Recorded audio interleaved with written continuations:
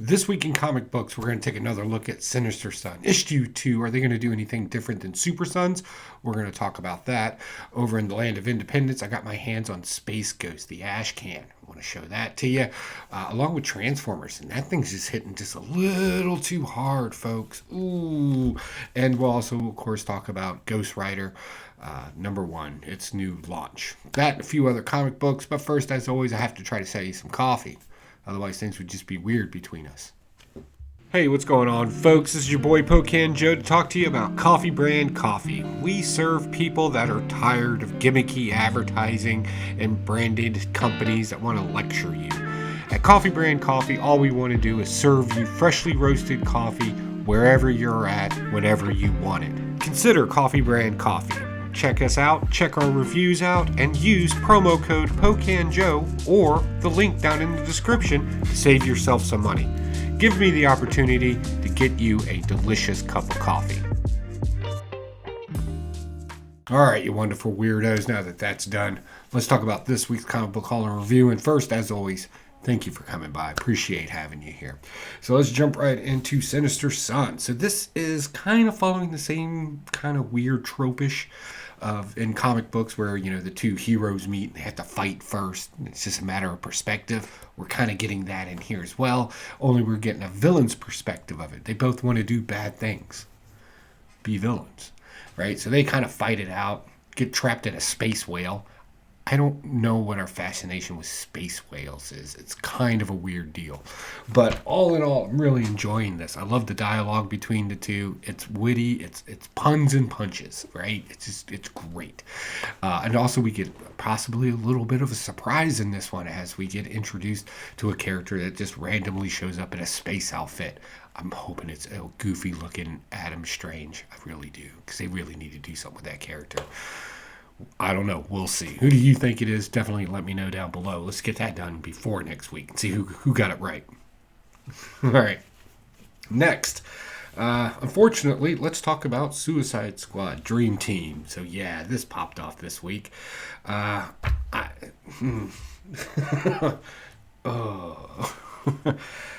This was not, I don't know. It's so weird. There's so much lecturing going on. And now I get when two people have a dialogue, but lecturing somebody is just something, I don't know, crawls under my skin. You shouldn't lecture adults, right? Unless you're in trouble or something. But just simply existing and thinking that you need a lecture. And a lot of that happens in here. Dreamer, who I don't know why this character keeps popping up.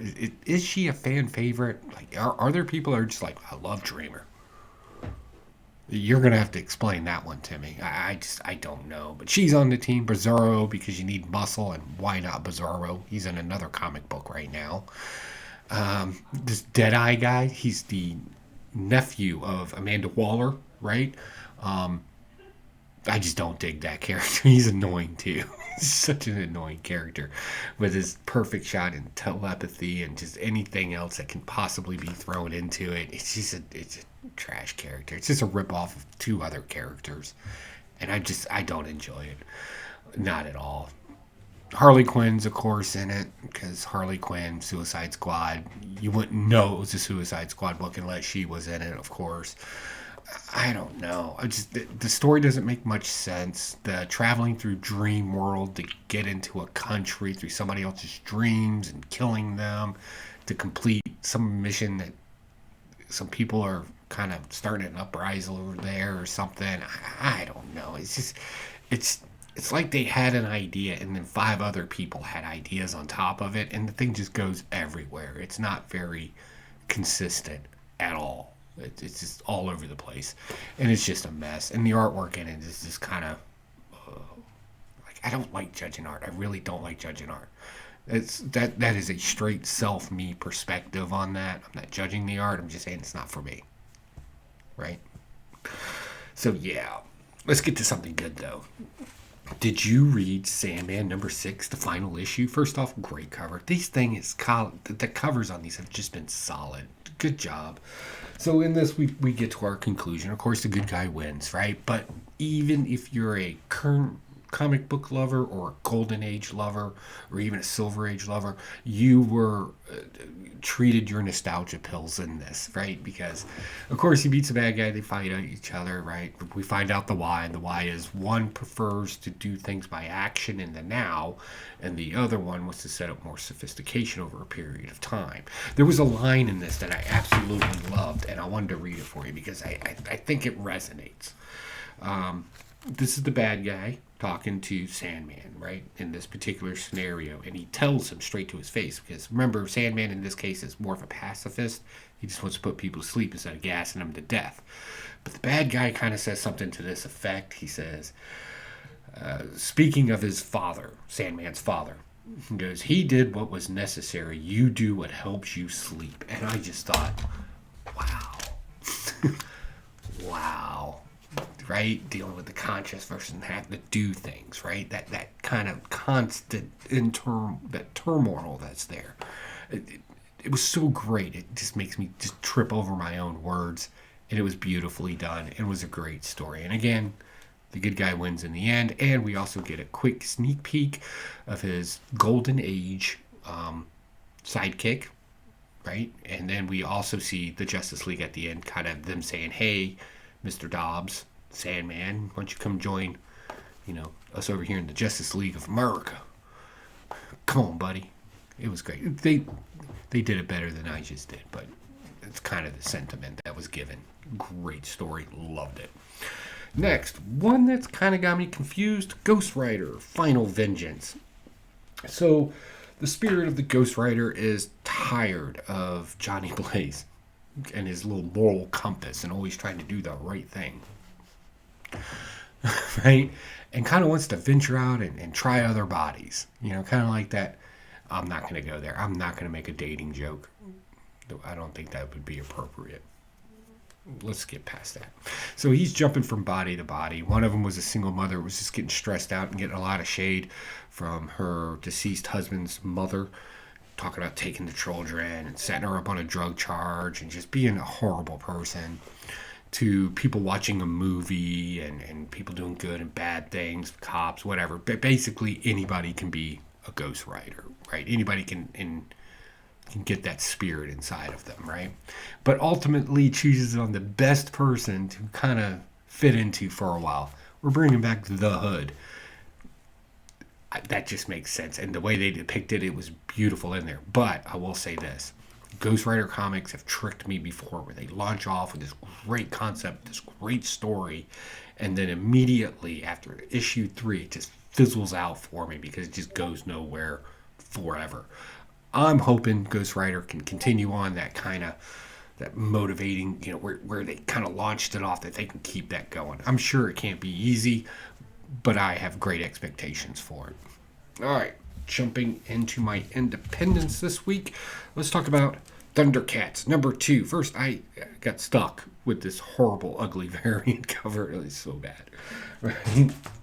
But to push aside the artwork in this and talk about the story, they're taking a slightly different turn from the original cartoon version of the Thundercats. Now, if there was anything in the 90s, early 2000s that had anything to do with Thundercats, I wouldn't know. But in this one, where the Thundercats are dealing with this internal struggle of power, right? We have somebody that literally grew up overnight and wants to be seen as the leader and the boss, and we have some opposition to that, being Panthro in this. Kind of like, hey, you need to settle down, Slick. Like, you're jumping ahead of this a little too much. And of course, Lion-O, understanding his authority but not recognizing his authority, says, I'm in charge. I'm the Lord of the Thundercats, right? I love what they're doing with the mutants in this, too. They seem a little bit more barbaric in this than they ever did in the cartoons. So definitely some updating happened there. We learned that Mumra has an understanding of Junga, the dead Lion-O leader, Thundercats leader. Kind of has an understanding of him, which is kind of weird that they went that route with it, but let's roll with it. Let's see where that takes us. I'm on board. And we also get introduced with a possible spy. Well, it is a spy. They made it very clear on the last page as the Thundercats find a Thundarian. That's a weird one. We'll think about it later. Don't get hung up on that. They find another Thundercat person on the mutant ship and save her. But was she there as a plant? Is she there as a spy? More likely a spy. And seeing Lion-O's fascination with this person, right? Now he's an adult, and there's something of the female persuasion that's not Shatar, that's not, the child, because that would be awkward, right? And he's kind of drawn a little bit of a fancy to her. So let's see where love takes Lion-O. Know your worth, King. All right, moving on. Transformers. Oh my lordy. This is issue number 6. My lord. Look, if you're still on the fence about reading, if you're a comic book fan and you're still like, I don't know if I want to read Transformers, this thing is just page after page after page of just nonstop action. Epic panels, just crazy good dialogue, and just ultimate things that just hit you right in the feels. Like we had Sparky sacrifice himself by jumping into the Allspark to save Optimus Prime. Yeah, Devastator jacked Optimus Prime up, just grabbed him by his leg and just kind of swung him around. Which in this particular world of Transformers, like Optimus Prime is taking some serious beatings in these last 5 issues, like crazy, just knocked out, drag out slugums. And it hits every time because somebody has to sacrifice, for their leader or do the extra for him, and that's just how much everybody respects and appreciates and loves him, that they're willing to do that for him. Oh man, that is powerful right there. But we also have Sparky's son waking up from a coma and wondering where his dad is. So that news is going to hit. This thing is going to take you on an emotional roller coaster for all you comic book readers out there. I'm just going to go ahead and say it. Every issue is going to have its high intensity, impactful action moments, and then it's going to hit you with something sad. And it's just going to be, I don't know what to tell you. Good luck. It's going to be a read. We also find out that Cliffjumper, the Transformer, kind of wants to be a pacifist now. Like, he's getting kind of tired of this whole war stuff. Like, he's kind of done with it. He's over it. Doesn't want to deal with it anymore. And that's going to cause a problem, seeing as that they're in an active war trying to save another world because of what they did over their world. A lot of worlds. It's going to be crazy. Super stupid crazy. Oh my God, it's so good. Get on board.